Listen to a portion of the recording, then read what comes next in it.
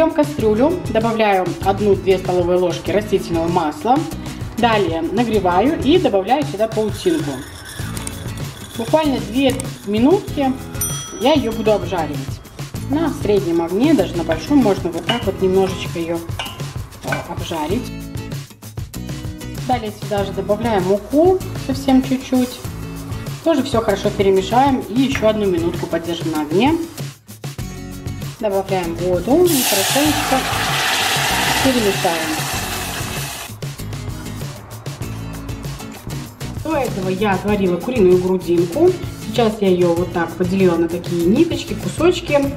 И это мы тоже добавим в суп.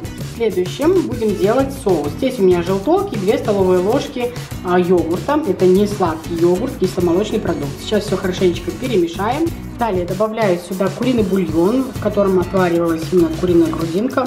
Буквально пару ложек и хорошенечко размешаем все. Сюда выливаем оставшийся куриный бульон.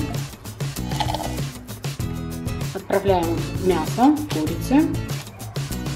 Перемешиваем, смотрим количество воды. Здесь маловато, можно добавить еще. Также добавляем сейчас сюда заправку. Все хорошенечко размешаем. Солим и добавляем черный перец. Где-то 7-8 минут ждем, в общем, чтобы все уже было полностью готово. И суп готов, ребят, реально очень быстро и очень вкусно. Обязательно попробуйте. Солю и черный перчик. Ждем. Итак, друзья, супчик готов. Буквально, я не знаю, сколько занимает по времени. Очень быстро, очень легкий и очень вкусный. Обязательно попробуйте.